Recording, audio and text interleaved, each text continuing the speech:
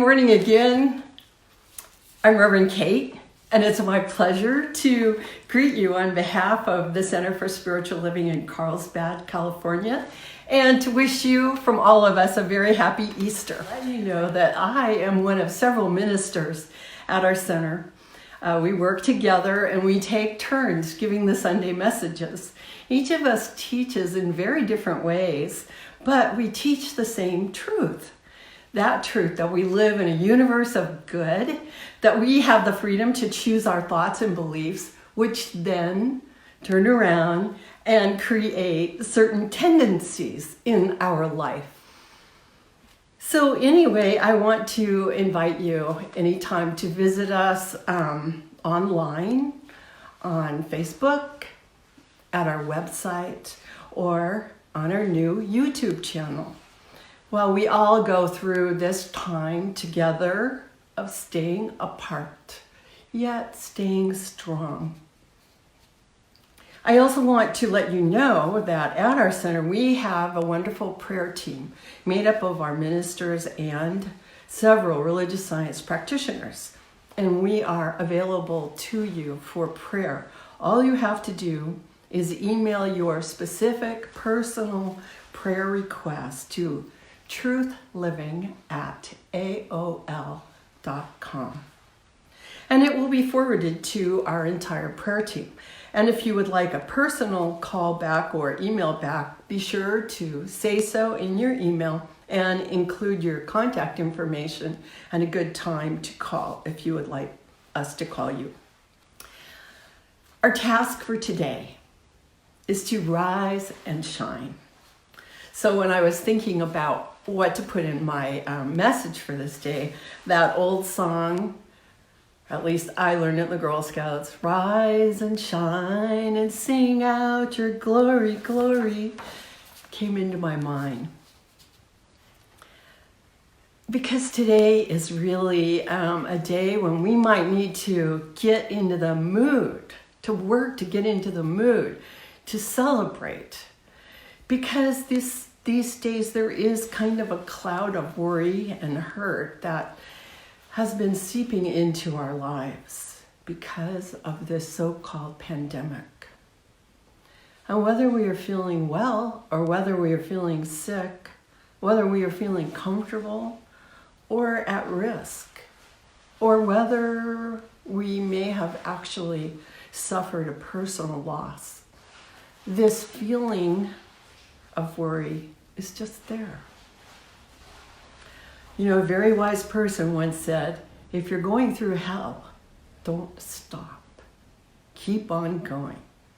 And that's what we're doing right now. We've been going through some hard times, but we're going to keep on keeping on. And we're going to get ourselves into a better spot right now. So when I was working on this talk, I talked to Reverend Dr. Maddie Dobbs, our minister emeritus, who is my mentor. I talked to her a few days ago and I said I was writing my talk. And she said, oh, that's wonderful, Kate. You're not waiting until the last minute, like I usually do. And then she told me an Easter story until I said I ought to start my talk out by using it. So here we go. There was a man, and he took his wife and her mother on the trip of their lifetime. It was a visit to the Holy Land. And they had a very nice time until, unfortunately, the man's mother-in-law fell down and died while they were there.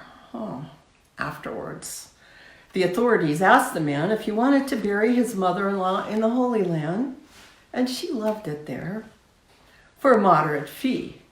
Or if he wanted to pay thousands and thousands more to have her flown back home.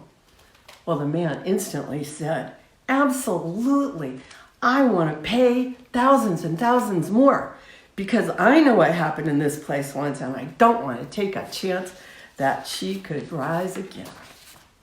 Kind of dark humor for Easter, but in a way, it fits right into the theme of my talk, rise and shine. Because Easter is not a day to be sad. Easter is a day to be glad. I really mean it. The story of Easter has more in common with the story of the rainbow at the end of the Great Flood, or with the idea of the proverbial light at the end of the tunnel, than it has to do with the actual sad part of the story of the persecution and death of Jesus. Yeah, people die. People suffer. We know it. We don't like it, but we know it. Easter is about something besides death. It is a celebration of the underlying truth about life, that there is an eternal, all-powerful, all-knowing, everywhere present something expressing itself as life, through life, and for life that we can rely upon always. Something that transcends the everyday experience. Yes, it's true that the story of Jesus of Nazareth is the story of a child who was born into a simple family, who grew up to be a teacher and a leader, who gathered together a group of disciples and an even larger group of followers, who taught and demonstrated a new approach to life based on compassion, loving kindness, thanksgiving, friendship, acceptance, and truth. And yes, it is true that the story of Jesus is that he was brought to trial and punished unjustly. And he was killed alongside criminals, and then his body was wrapped and laid to rest in a cave-like tomb, which was the custom. And a rock was rolled in front of the cave. And yes, the story continues saying that afterwards, some women who were going to the tomb discovered that the rock had been rolled away and the body of Jesus was missing. And they received a message that he had been resurrected in a way that made him visible to his followers, who he then appeared to many times before ascending into heaven. Well, the story of Jesus' life and death and resurrection has been interpreted in so many ways over the past couple of thousands of years. Pick one, right? Some of them have been very fearful and frightening, and some have been very comforting. But today, I'd like to suggest that you just let go of all those stories, whatever they were, and just turn away from what other people have said about Jesus' life and his death. And just go back and concentrate on a few of the actual teachings that are attributed to Jesus himself. So here are just a few of his words of wisdom that have been passed down to us. He said, love one another. He said, do unto others as you would have them do unto you. Ask, and you will receive. He said, whoever believes in me, those works which I have done, he will do also, and he will do greater works than these. He said, let your light so shine before men that they may see your good works and glorify your Father which is in heaven. And he also said, the kingdom of heaven is within. Jesus was trying. He was trying to teach us to look on the bright side of life, to teach us to see the good shining through and beyond everyday circumstances. He was trying to lead us to an acceptance of a greater, transcendent reality underlying everything. And the story of the resurrection is just a continuation of his teaching. Whether you take it to be literally true or not doesn't really matter. It can still help us to understand the bigger truth, that there is something more to life than just an experience of everyday physical life. Here in the United States and in so many countries worldwide, this past week, this whole season has been very rough. People have been getting sick. Many have died from what seems to be a new virus, new to us humans at least. Looking at it from a metaphysical standpoint, you might be tempted to say that we seem to be experiencing an effect of a shared disharmony manifesting as disease. That is to say, you might want to say that this virus has gone haywire due to some kind of activity of humans somewhere. Even if it was nothing more than an unintentional mistake, it has had severe consequences for many people, and mild consequences for just about all of us, consequences that we share. From a metaphysical point of view, the truth is that we are all individualizations of one something that we generally call God or spirit, or you could just call it life. And each of us has, or you could say that each of us serves as both an inlet and an outlet to this life or spirit. We are individualized, we have separate personalities, we have separate lives, yet at the same time we are interconnected. Our personal beliefs arise not only out of our separate experiences, but they also arise out of our culture. They come from what we were taught by our family, our community, our school, our religion, our government, everything that comes into our minds from that which surrounds us on an everyday level. But all of these beliefs are not necessarily true. They are not necessarily the result of eternal truth. Many of our beliefs and feelings are possibly true. They seem to be true, but they might still be false. Just as it's false to believe that the world is flat, although people used to believe it. Or it's false to believe that the sun is dragged across the sky every day by the sun god Apollo riding in his chariot, although people used to believe it. And I believe, just as it's false to think that there is somewhere away from us a separate being that some people think of as a supreme being who sits in judgment and causes things like pandemics as a response to some possible mistakes that humans may have made.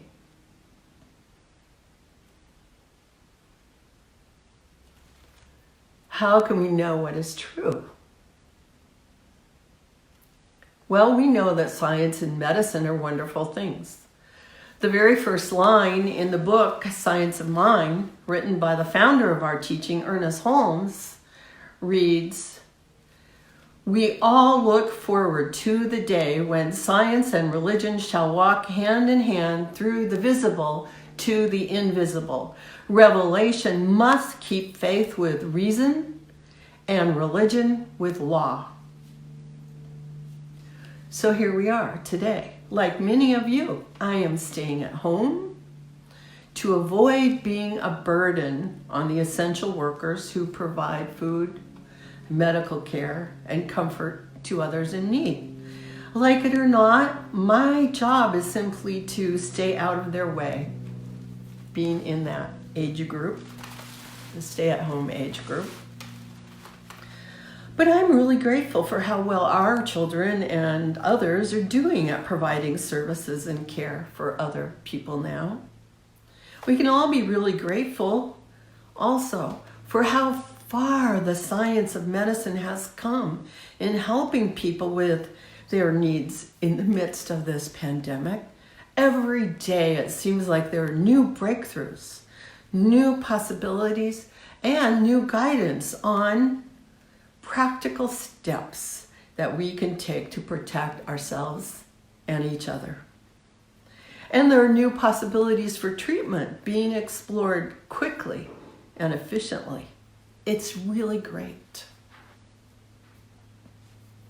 But in addition to this, we should remember that we're not limited only to this material understanding of what's going on. We can also take a spiritual approach in addition to the physical approach to healing. Spiritual healing is simply a matter of seeing and revealing the essential truth about us, which is that we are made of the very substance of life, which is perfect, whole, and complete. That's the truth about our essential nature. So let me be clear. This doesn't mean that I can sit here and claim to be healthy in spirit, and then I don't have to bother washing my hands.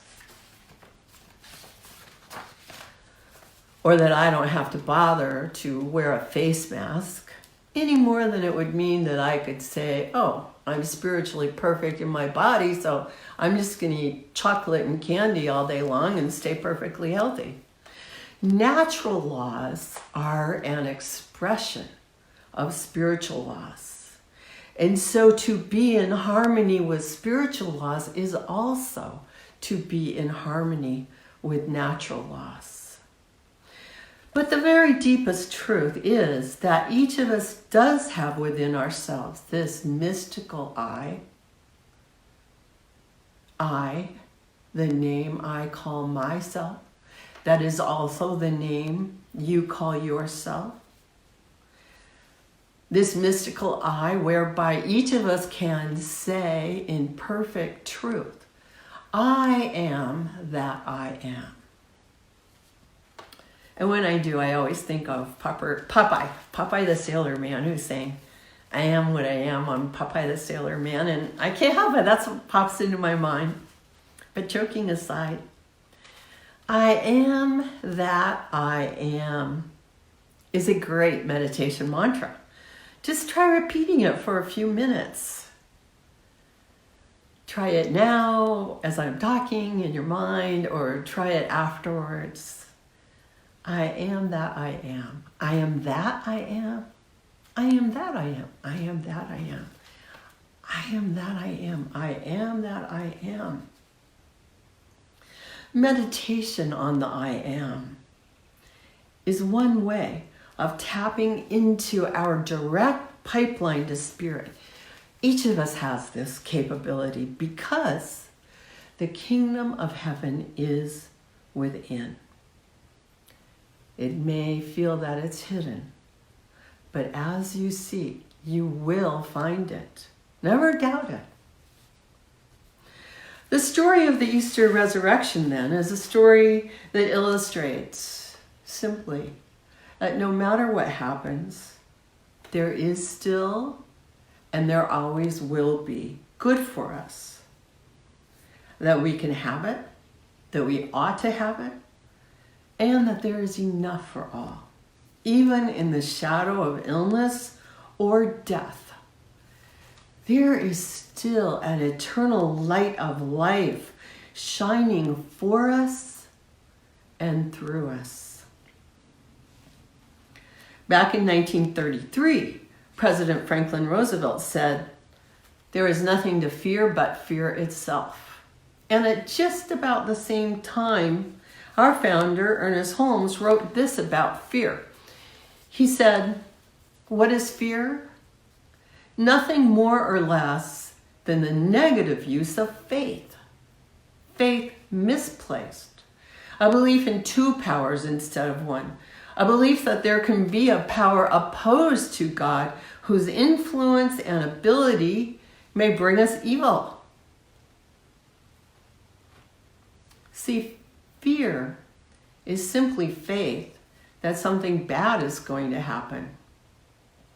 And once you recognize that that is what lies at the bottom of fear, it's going to help you shift out of fear.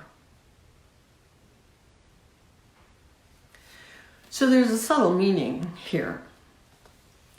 It's that when I pray for spiritual healing, when I pray for the revealing of the truth that the world is actually in harmony, when I declare that this virus is not a problem but now dissipates, I must be sure to fill my heart with love, not with hate or fear. I must look past what seems to be wrong. I must fill my mind and heart with what is right and good. This is always true. For our prayers or spiritual mind treatments to be effective, we need to rise above the petty. We need to rise above the experience of the dark clouds of worry and fear, and become aware that the sun always shines behind the cloud. That in the darkness even, the sun is on, going.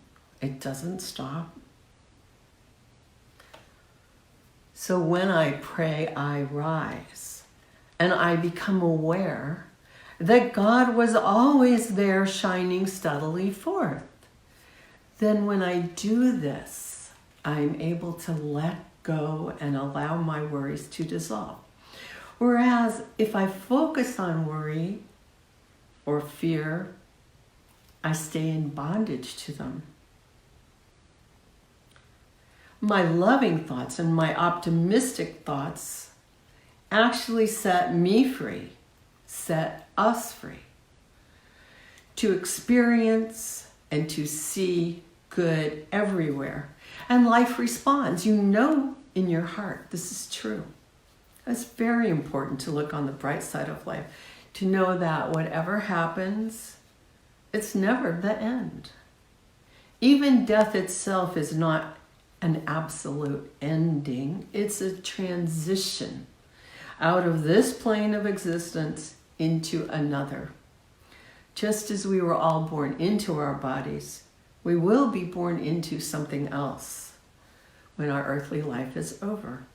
I don't know exactly what, but I have personally felt enough communication from people who have made their transition to be fairly confident in saying that despite being gone from this life, they remain connected to us in a very loving way.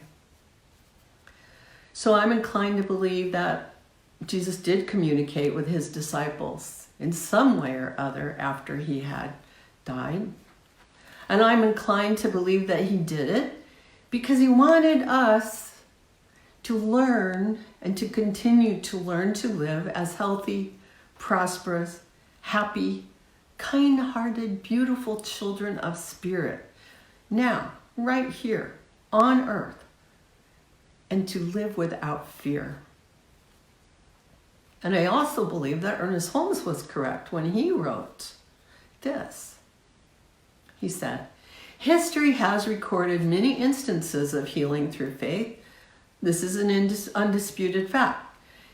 Yet we cannot believe in a divine power that responds more quickly to one prayer than to another. We are compelled to see that prayer is not an end of itself. It's just a means to an end. It is a way.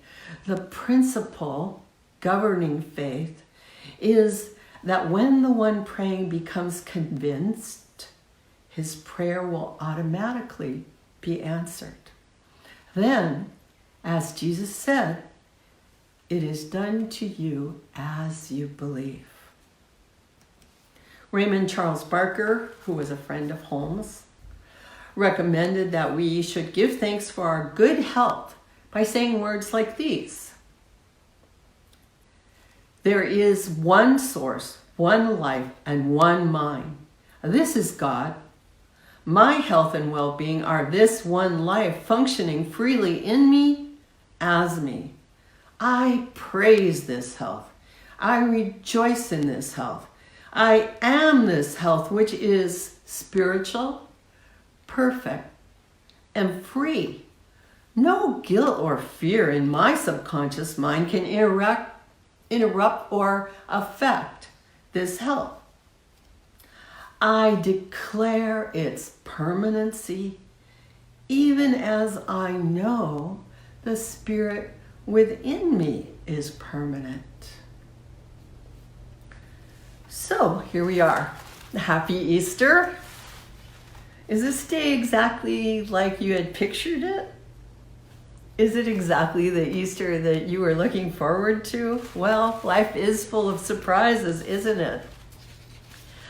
But while everything isn't quite the way we wish it could be, there is still much to be grateful for. People have been amazing, resilient, and unselfish. Well, I know there was a toilet paper shortage, and I do acknowledge that some really sad and tragic things have happened. My heart goes out to people who have suffered. But at the same time, every single day, I hear about people helping other people in really nice ways, in big ways, like those frontline workers who go out and do their best every day, and other people helping out and donating to food banks or to people that they know who they think might be struggling. And in 1,000 little ways, like a friend who said every day he's calling 2 people on the phone that he hasn't talked to in a while just to say hello. Or like so many people that are using Facebook and texting or using other social media just to send out jokes and happy messages to their friends and sharing it with complete strangers. Our own Reverend Lori is making a short video every day of a different spiritual practice. She's posting them on Facebook. They're really helpful. They're cheery. You ought to check them out. So, how I wish I could say hello to you in person. How I wish that we could share some Easter eggs filled with jelly beans. We always have fun at Easter, don't we? And so that's my wish for today. My wish for you is to get you to go ahead, rise and shine, have fun, have a good time, cast off the sadness, embrace the gladness, because we know that this too shall pass. It really is true that with God all things are possible. So do something nice for yourself today. And know that the light is always there for you. So, wear hats, eat goodies, and reach out to someone that you love as we celebrate and spread happiness around. I'm going to close with a short affirmative prayer that was written by Reverend Tina Mae Wilding called, I am filled with compassion. There is one spirit, one divine law, that is the very essence of love and compassion. I see this compassion as a source of good and the heart of enlightened activity in the mind of God. I fill my being with this activity, knowing the power of spirit has no bounds. I open my heart and allow unconditional love to flow easily into my world. I embody peace. And I act from my heart with loving empathy, so others may be inspired to know their spiritual selves in an even greater way. I see that my constant practice of spiritual truth opens the possibility for healing to take place everywhere. I see with complete clarity the true benefits of this wisdom. I give no objective existence to harm or suffering. They have no power here. Instead, I return to the place of my knowing my true connection to spirit, which is whole, complete, and perfect. I fill my heart with love, and I allow goodness to manifest in my life, right here and right now. In great thanksgiving, I know this to be so, and so it is. Thank you. Happy Easter. Have a good day.